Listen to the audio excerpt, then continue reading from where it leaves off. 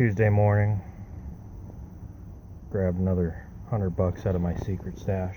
Spent 116 something. But I'm trying to do the responsible thing instead of spending all my money on more project vehicles, getting the parts to fix the ones that are sitting around. So we've got a nice new water pump for the Jeep and some gasket maker and intake gaskets for my Dodge Maxi van. Maxi pad van. Maxi van. Maxi pad van. They don't call it a mini pad van, so. Read the shirt. Oh my gosh. It's okay, ladies. I don't think you had an appropriate shirt to wear. Okay, now we're gonna go to Kettle Falls, drop off you the water pump, and I'm gonna go to Northport and pick up some sort of a POS.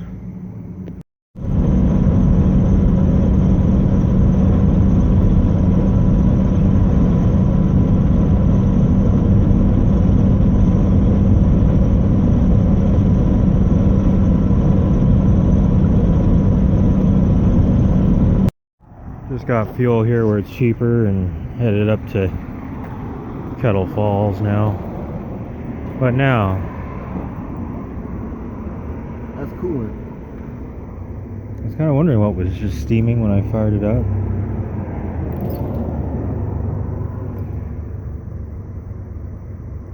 Where's it spraying from? Right, right there.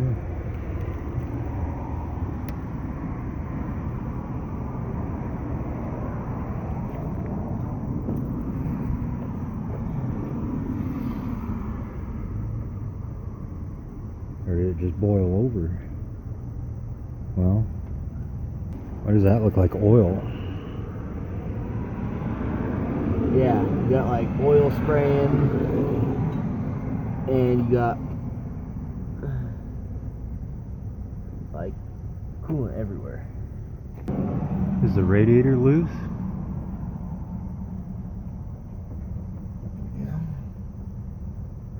It looks like something. Yeah, it looks like it was chewing on it, but I like wiggled this.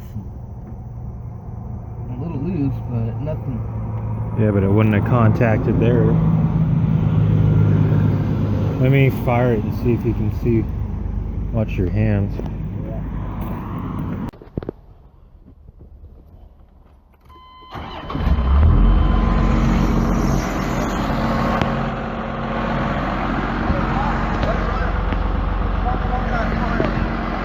I don't think it's gonna let it all out.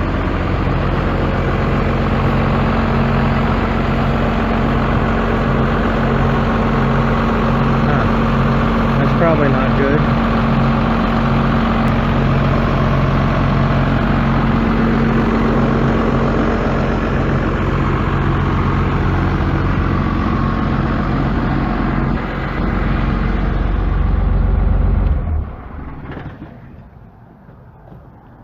How the heck does it? Huh? Well, I would say it's a blown head gasket, but it's weird how it blows a head gasket when we're not even towing a load, and I was Doing safety. being nice to it all day. And it wasn't even doing it when we pulled in here. Pull into a gas station, everything's fine, fire it up, and it starts doing this.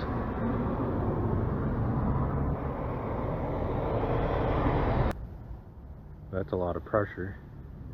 See, when I had a head gasket blow on the Triple D and the C4, it was only under boost. It would overpressurize the system, and it would blow coolant out. The only thing I can think of is throw a bunch of water in it and just let it keep cycling. Try getting that oil out. Hoping. Well, it's not going to get the oil out if something's circulating and letting it in. I just checked the oil like what 2 hours ago, and it was fine. It's about the same. Just. Well, I was thinking about the oil cooler thing too, but I don't know, do they build that much pressure though from when that oil cooler starts seeping? So I think that's what usually a sign of that oil cooler, something leaking there, is oil in the coolant, but not the other way around. But I haven't seen one that pressurized before at an idle. I mean, it's not under boost or anything.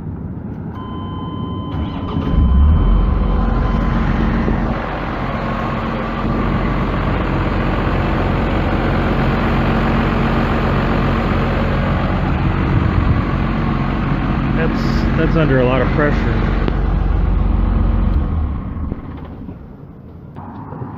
Because it's overfilled the overflow.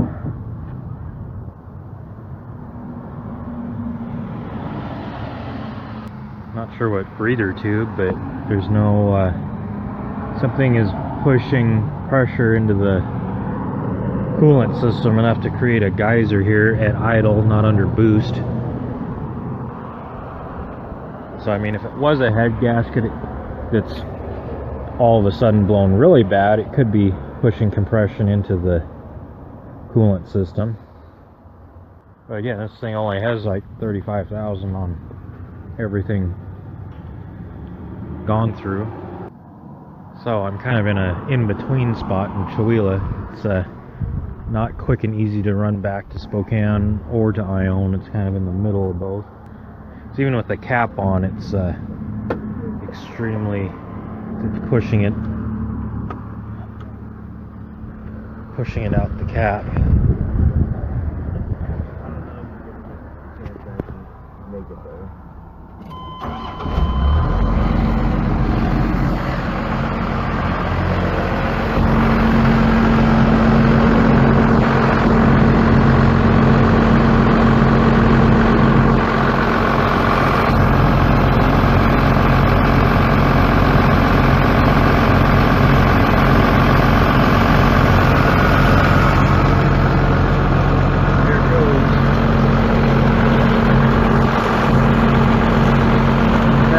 Pushing air into the system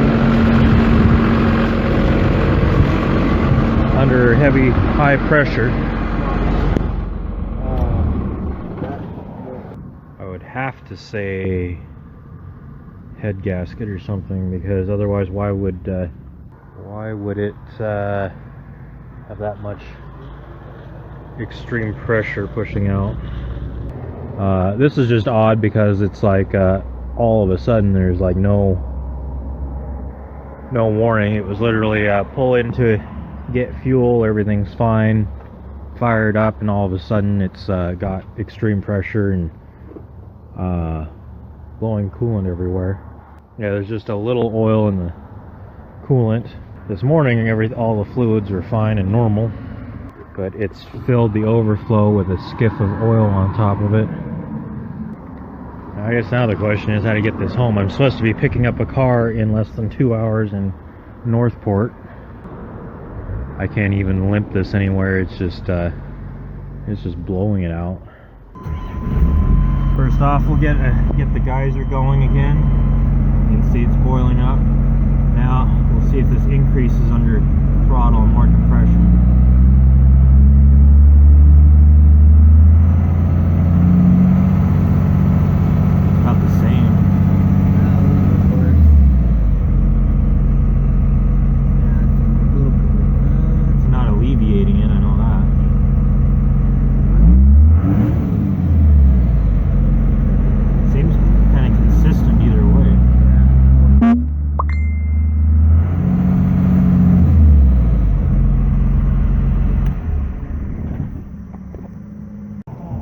So I haven't seen Jeff in how many years? It's been a while. Oh. I know the owners and the workers. I'll go I did. You're gonna leave it here. Okay, I'll close this up and move it. Okay. I'm gonna get a ride back to town. And you've got a ride coming to go the opposite direction? Yeah. And I guess we're gonna leave my new truck that I bought for an extremely high price that's got everything recently replaced, so I don't have to worry about it. here so that I can tow it home and have stuff fixed on it, just like everything else I have. Sounds about right. Sounds about right. Alright. I'm abandoning ship first. Kind of the opposite of what's supposed to happen, but The captain's always the first one to go, because he knows it's going down. you're supposed to go with the ship, but I'm leaving it here. See ya later. Yeah. Okay.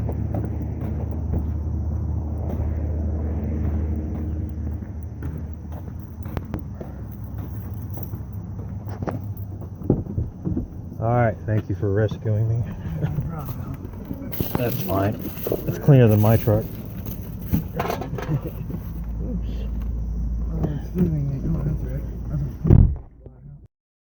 So, now I got a ride from Jeff back to my place, starting over. I get the keys to the green 95 Dodge, which thankfully is licensed now. No four-wheel drive, but I don't need that to go where I'm going. I gotta go toast stacked back. They're getting fuel in the green Dodge. I headed back up towards Chihuahua now from Spokane, driving the green 95 Dodge. Jeff was nice enough to give me a ride from Chihuahua to Spokane. We're both going back up there now, back to Stacked, where it's left parked.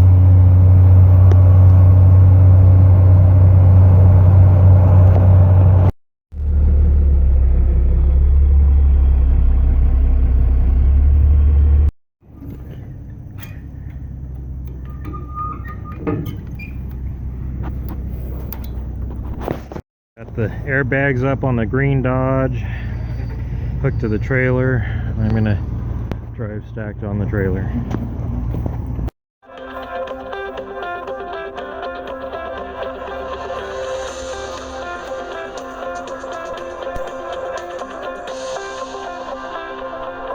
Yep, gonna give this a try. Alright, we'll see you later.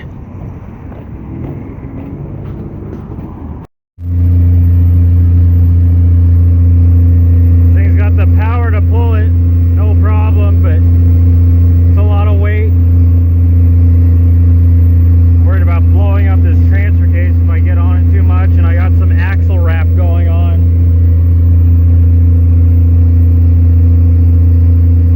I got the airbags aired up, but I feel the axle wrap from the trying to pull this.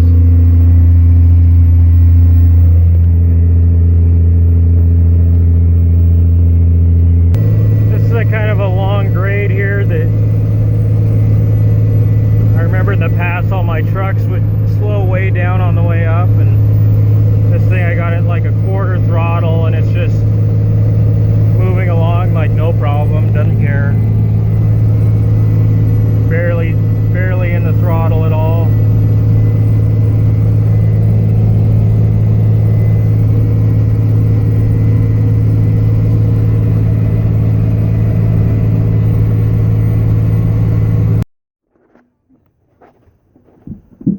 That far away.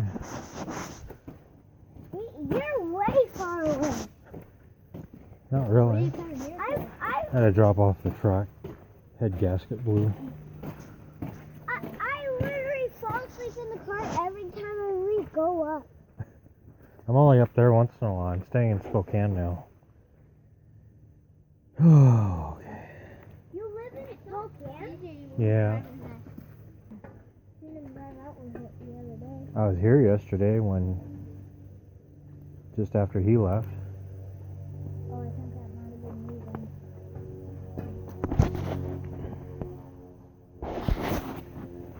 Okay, better get this unloaded.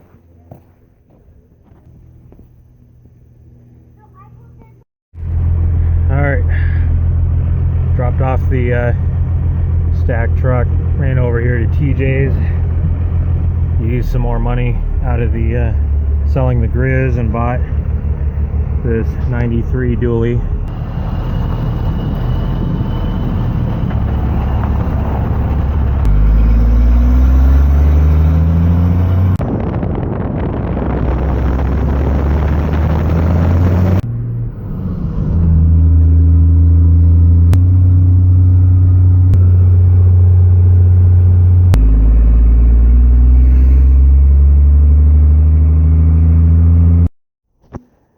So now I gotta unload the first gen dually here off this trailer, unhook the trailer, go hook up to the other black trailer, unload the axles and tires off of it, and take the three-wheeler that's on it back into town. It's a little rough. Door panels don't really line up. There's not too many straight panels on it, but and it needs a rear end. Possibly the housing is shot, but the gears are out of it. But I got a couple doors on my other Dodge and parts off of it, and this thing runs good, so see if I can get it up and going and use the thing.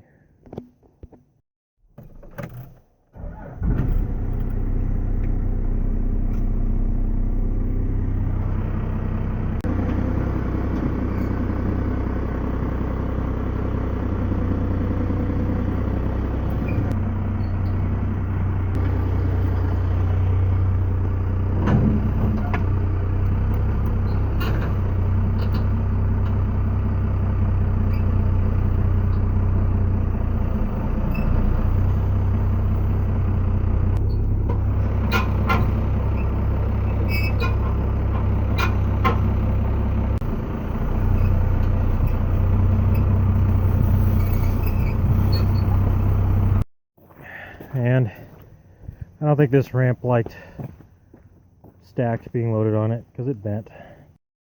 So now I gotta dump these axles off I bought at the swap meet, my spare trailer tires, other tires, hook up to this trailer and bring in the three-wheeler for Sterling for someone to meet up with me to buy it.